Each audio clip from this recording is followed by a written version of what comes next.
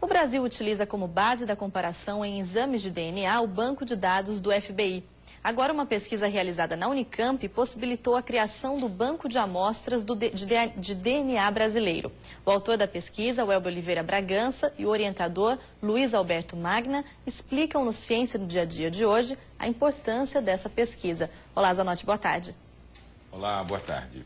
A rigor, esse trabalho do Welber é uma tese de doutorado que ele desenvolveu aqui na Unicamp e que deve dar origem à construção de um banco brasileiro de DNA. É isso mesmo, Welber? Boa tarde. Boa tarde. Na verdade, a gente já está lançando como banco brasileiro, ele já tem uma amostra adequada para isso e o que ele pode gerar ainda no futuro seria um banco criminal de acordo com as possibilidades legais. Mas ele já serve como banco brasileiro para investigação de paternidade. Agora, esse banco brasileiro seria para trabalhar apenas e exclusivamente, por enquanto, para investigação de paternidade? Por enquanto, só com investigação de paternidade. Você que trabalha nessa área de exame de DNA, a paternidade é muito requisitada para exame? É bastante. Bastante. Em termos das demandas, que lugar ocupa? Em que lugar ocupa a paternidade? A paternidade. Comparado com?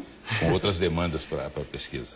Para a pesquisa? É a que mais é procurada para... É o que a gente mais faz, é a investigação de paternidade, sim. É o que mais faz é a paternidade. Tem muito exame criminal também, mas o que mais faz é a paternidade. Agora, no caso brasileiro, e aí eu queria perguntar para o seu orientador, o professor Magna, no caso brasileiro, a justiça aceita os resultados desses exames de DNA, professor? Sim. Especificamente nos casos de exclusão de paternidade, que até constituem a maior demanda do conjunto probatório na Justiça Civil relativamente a esses casos, a identificação pelo DNA que envolve o estudo do pai, que nós chamamos tecnicamente de pai putativo, que é aquela pessoa que é indicada como provável pai da criança, da mãe e da criança, constitui um conjunto que permite levar a dois resultados possíveis. O DNA daquele indivíduo apontado como pai, ele é totalmente discrepante do DNA do filho e, portanto, ele é automaticamente excluído ou não. Quando ele não é excluído, aí é que surge o problema e a importância do banco de dados que foi desenvolvido no laboratório do Welber. É aí que eu queria chegar. Existe diferença entre o DNA do brasileiro, vamos traduzir dessa forma, pelo DNA de um norte-americano, por exemplo? Especificamente o DNA em si, não, porque trata-se exatamente do mesmo tipo de estrutura que todos nós temos no núcleo das nossas células. O que existe de diferente são as frequências com que as diferentes formas desse DNA se apresentam em diferentes populações. No caso brasileiro, a nossa população, já de muitas gerações, acabou levando a uma miscigenação que a torna totalmente diferente das populações americanas. Inclusive, o banco de dados americano, que o FBI utiliza, ele leva em consideração essa segregação racial, o que não existe no caso brasileiro. O que leva ao seguinte resultado. Um indivíduo identificado com uma determinada composição de DNA, se comparado com o banco de dados americanos, dada a especificidade totalmente diferente da composição racial, poderá ser levado a indicação de provável autoria de uma determinada conduta, quando, se comparado com a população da qual ele é originário, como o banco de dados que acaba de ser constituído nesse trabalho, poderá levar a resultados que não indiquem como unicamente o possível causador daquela conduta pela qual ele está sendo levado à justiça, por exemplo. Perfeito. Welber, você trabalha já há um bom tempo com pesquisas envolvendo sequenciamento genético, né? Pesquisa por DNA. Investigação por DNA. É grande a demanda por esse tipo de trabalho no Brasil? Sim. Segundo a revista Veja, cerca de 30% das pessoas chamam de pai quem não é ou não tem o pai registrado, entendeu? Então você tem uma demanda muito grande no Brasil e são muitos exames feitos mesmo, milhares de exames. Ou seja, em tese, 1/3 da população brasileira está equivocado em relação à paternidade. Ou não tem registrado, ou se tem, não é o verdadeiro pai. Agora, a sua tese procurou trabalhar com um método de investigação do DNA não convencional. Sim. Qual foi o objetivo? Por que buscar um método não convencional? Porque é o método mais utilizado, mais popular, digamos assim, Sim. e o seu é o mais complexo. Por quê? Na realidade, o exame de paternidade ele é feito, o exame de DNA, né, para investigação de paternidade, ele é feito por 2 possíveis métodos aí, ou é PCR ou é o RFLP, analisando regiões de VNTR. O que muda é o local que você está procurando no DNA.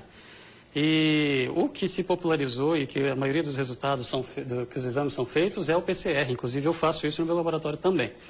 Agora, existem casos que o PCR, por exemplo, caso onde o indivíduo faleceu, vai ser uma disputa aí pela herança, e ele aparece um outro filho, você vai precisar ali fazer ou uma exumação de cadáver para poder checar essa paternidade, ou então reconstituir o DNA dele a partir de parentes. Quando você não tem o cadáver, por exemplo, você precisaria... Eu preciso reconstruir o DNA dele. Para essa reconstrução, é imbatível esse outro método, analisando regiões de VNTR, que é o mais antigo. Foi o primeiro, foi o que foi descoberto e o que a maioria dos exames nos primeiros anos de paternidade no Brasil foram feitos.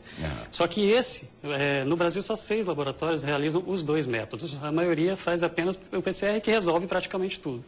Então, quando o PCR não resolve, tem que ir para esse outro método. E o grau de precisão? Você estava me falando de uma sequência de 9 aí, sim, depois da vírgula, né, que são exigidos em determinadas instâncias da legislação brasileira. Dependendo do juiz, pode acatar aí um resultado de paternidade, uma inclusão de 99,99%. Isso significa uma chance de erro para cada 10 mil testes. O ideal, e que no caso o VNTR normalmente já atinge no mínimo isso, são 4 noves depois da vírgula. O PCR também chega lá, você precisa adequar o número de regiões para analisar. 4 noves depois da vírgula é uma chance de erro para 1 milhão. Eu queria que a gente comentasse agora algumas imagens que vocês nos forneceram. Essa daí, professor, o que vem a ser? Aquilo ali está mostrando qual é o material que é utilizado. Quando existe a geração de uma criança, as características dos pais, pai e mãe, são transmitidas à criança através daquela estrutura que ali está denominada como DNA. Essa estrutura existe em grande quantidade, enovelada dentro da célula, que é aquela esfera, digamos assim, menor dentro da célula, que é chamada de núcleo. Quando existe a geração de uma criança, o que acontece? Metade desse material genético, que é constituído pelo DNA, é transmitido pelo pai, e a outra metade é transmitida pela mãe. Isso constitui o chamado DNA nuclear. E é exatamente a partir dessas características que nós podemos chegar a alta precisão na identificação da paternidade e da maternidade da criança em relação a seus pais. Perfeito, professor. E só para encerrar, esse banco de dados que vocês estão montando, ele será de domínio público? Certamente, certamente.